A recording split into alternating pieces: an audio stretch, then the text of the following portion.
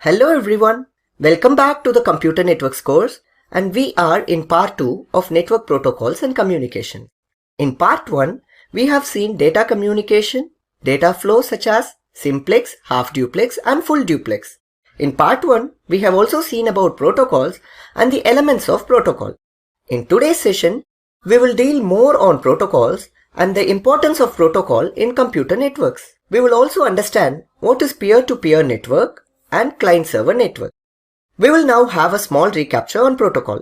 Whatever the communication pattern is, if we want effective and good communication, this cannot happen without protocols. It is a set of rules that governs data communication.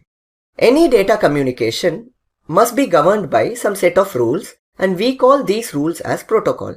Simply, protocol is a rule because this protocol determines what is communicated in the network, how it is communicated in the network, and when it is communicated.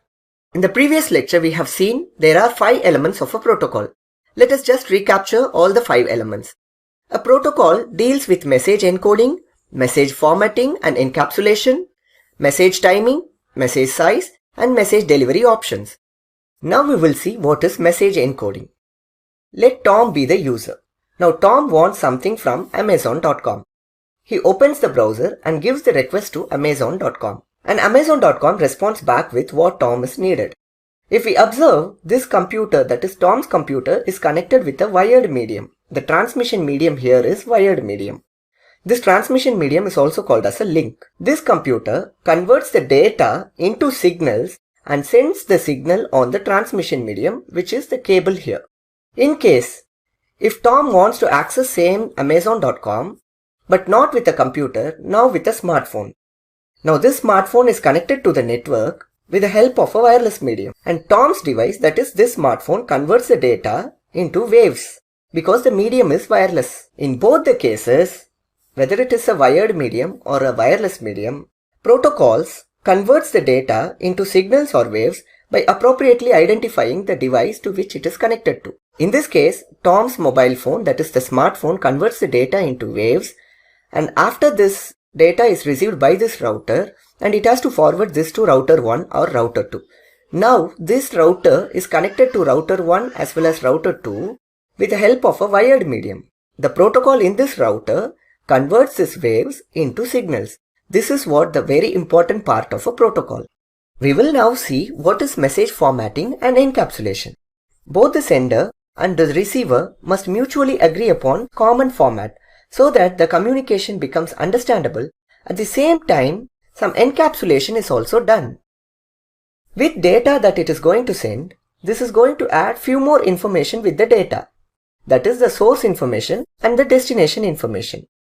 To be precise, the IP address are added to the data which is going to be sent. Don't worry about this IP address now. We have a separate lecture on IP address. For time being, now take like this. Every human is identified by his name. Likewise, every computer in the network or every device in the network is identified by its IP address. Suppose if this computer wants to send some data, with data, it is going to encapsulate the source IP address and the destination IP address. This source IP address and destination IP address are obviously going to be forwarded through any intermediary devices.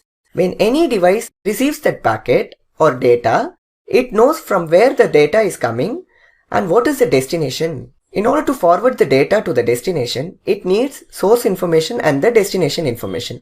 This is message formatting and encapsulation. So far we have seen message encoding, message formatting and encapsulation. Now we will see why message timing is to be handled by a protocol. If the sender is very fast and the receiver is a slow receiver, and obviously receiver cannot handle the flow, so there are chances for the data to get lost. To avoid this loss due to high speed sending, flow control has to be ensured by the protocol. That is, in what speed the sender have to send, that information is given to the sender. This information will be provided to the sender by the receiver. It means if this guy can handle 10 data packets at a time, so that information will be sent to the sender. So this sender will start sending 10 packets at a time. This is very important and this is what we call as flow control. And protocols are going to do this flow control. At the same time, After sending the data, the sender will wait for a certain period of time, because the time it is waiting in order to receive an acknowledgement. This acknowledgement is really necessary in the network because the sender have to ensure that the data is received by the destination. If the acknowledgement is not received on time, the sender understands that there are some loss and it starts retransmitting that packet or data again, so that there is no loss by the receiver. So this flow control and the acknowledgement timing are maintained by protocols in the form of message timing. The next element of the protocol is message size. Let's see an example.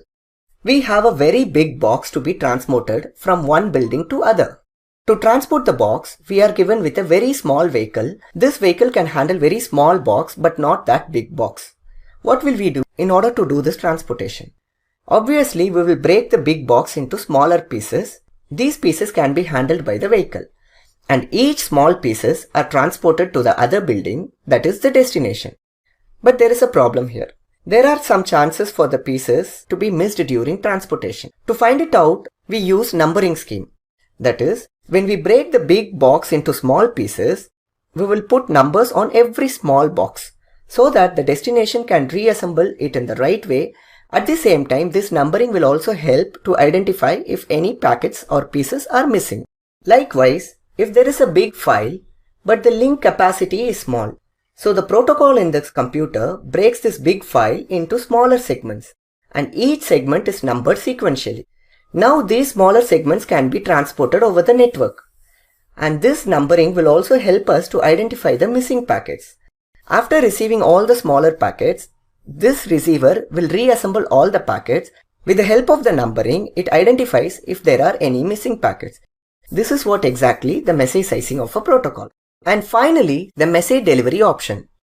Suppose if this guy wants to send exactly to one destination, say for example this web server, then one sender and one receiver. This is an example for unicast communication.